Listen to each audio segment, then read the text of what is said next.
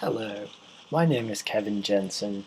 Thank you for taking the time to watch this short presentation of an idea that I am working on with students here at Macquarie University as part of the ACES Incubator for Entrepreneurship. This project, Page Cookie, a platform for discovery, is in the very early stages of development. In fact, we don't even have mock-ups at this point in time. However, we wanted to give you the chance to take a look at the idea in its early stages of development and hope that you might give us feedback as to how we can produce it to be most effective for your department.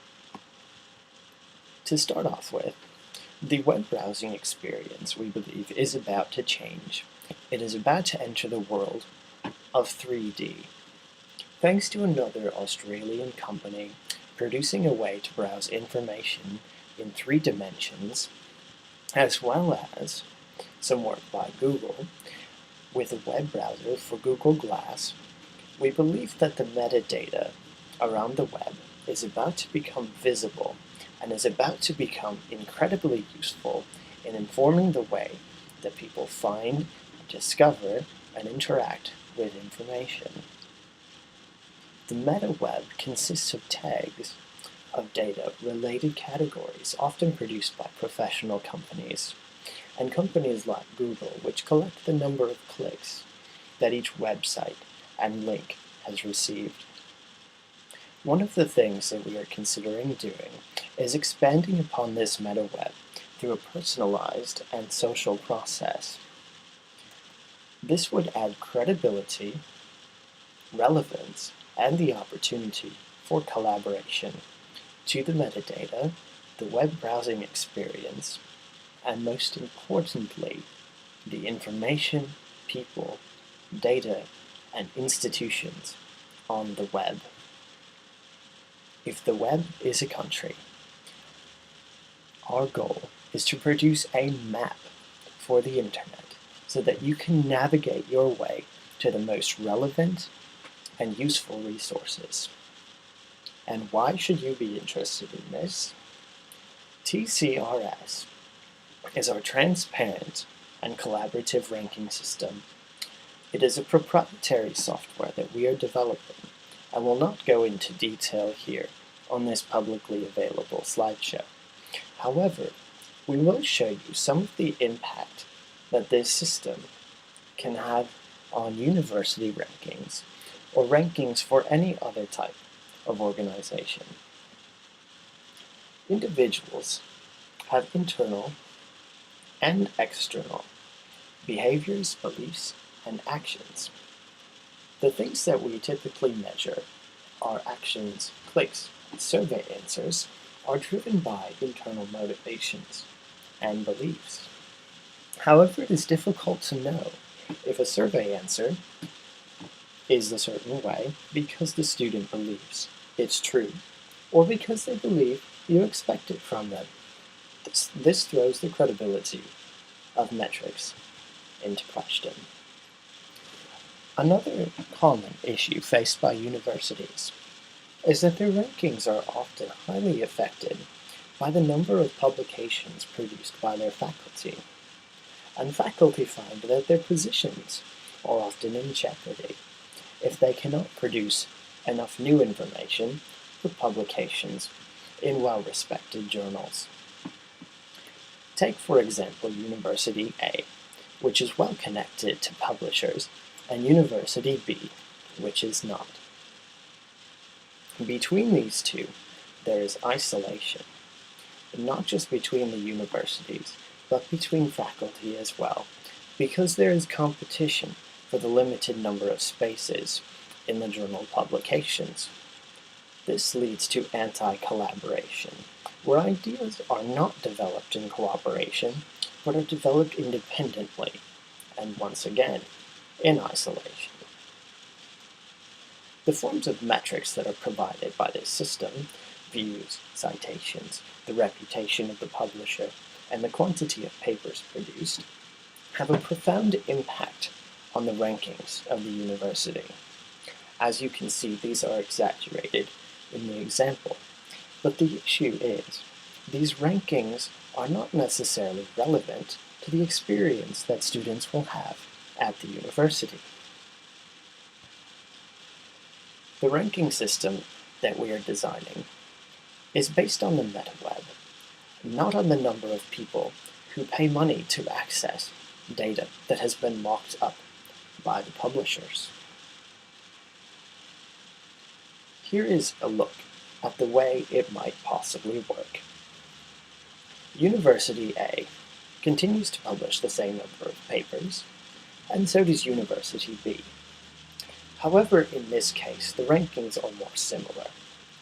The reason why is because the professor at University B and the information published by this professor has received the same amount of interaction and engagement in that field and community as one of the papers published by a professor in University A.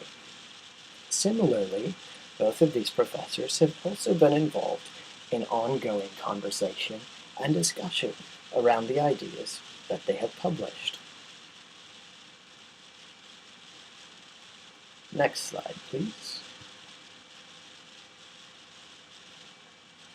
What this gives us is additional metrics like deep interactions. If we develop a platform or the ability to track the development, sharing, and interaction around this information, we can see what the true value of the information is.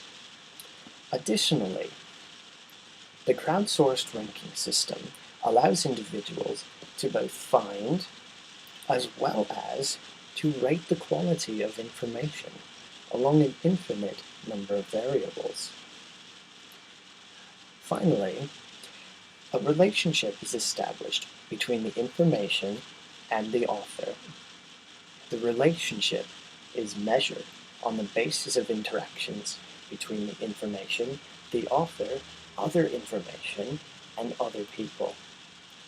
This leads to a more reliable insight into the quality of the institution that produced this information and the individual who promotes it.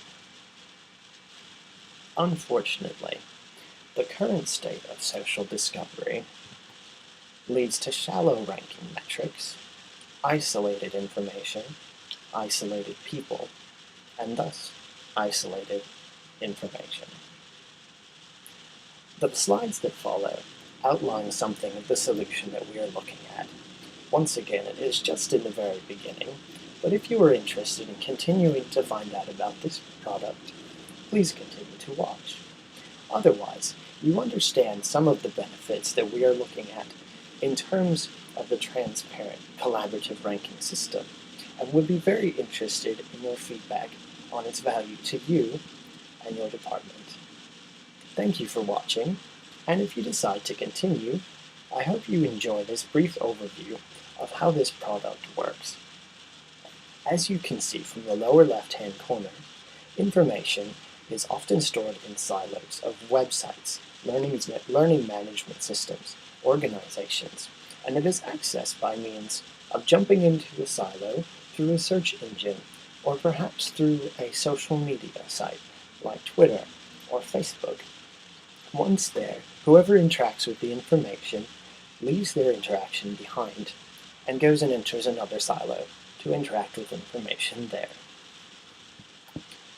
What this does is it prevents feedback from flowing between the author, the information, and those who discuss and explore and build on the information.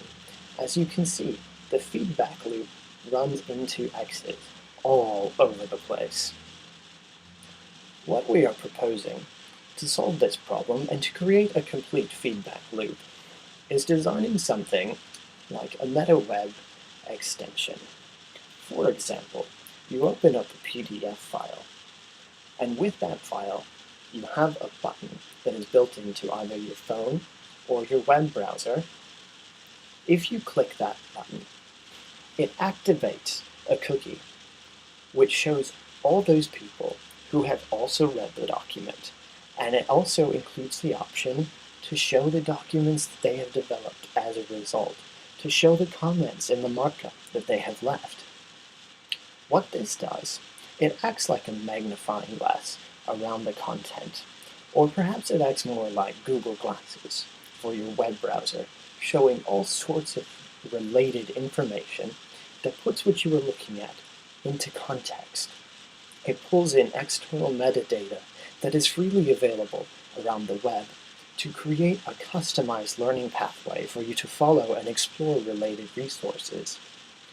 In addition, we are hoping to design functions for collaboration, communication, and republishing within an open community that invites anyone to join and build in the idea development. We do this through 1. Proprietary searching software, and 2. Proprietary ranking software, neither of which are explored in this video, but we would be interested in talking with you further about them if this sounds like something relevant to your interests. For now, the most important thing to know is that the internet offers the chance for a social context of discovery, similar to Spotify's function of helping you to discover and collect new music, or Pinterest's function of discovering and collecting new images. PageCookie helps you to discover and collect new information from around the web. This is really the benefit to users. The metrics that result are highly important for organizations and institutions, authors, and publishers alike. How does it work? It sits embedded in your browser or your phone and acts like an inverted cookie. As opposed to giving the company information about you, the user, it gives you, the user, information about information, products, objects, and interactions around the web.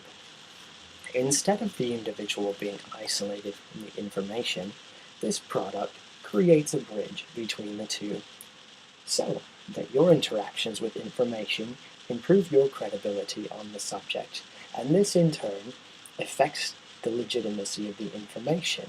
This also creates the possibility for you to connect with others in the same field and develop additional information to collaborate, change, grow, and discover together.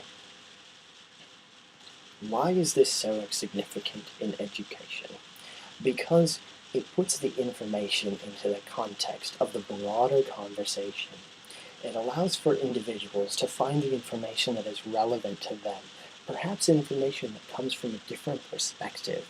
They can sort through information on the basis of many different categories and variables, and perhaps even scales of quality that they're willing to allow for. Instead of seeing only one set of information and having only one pathway available through which to reach a resource, the individual can decide exactly how much of an adventure they want to have in their process of research and discovering ideas. So to wrap things up, since we're looking at a business idea, are there ways to make this profitable?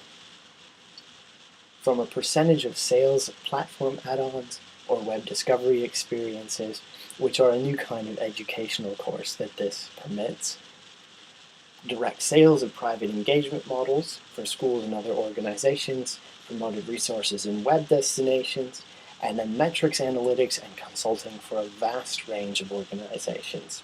This product has the potential to be profitable on multiple levels.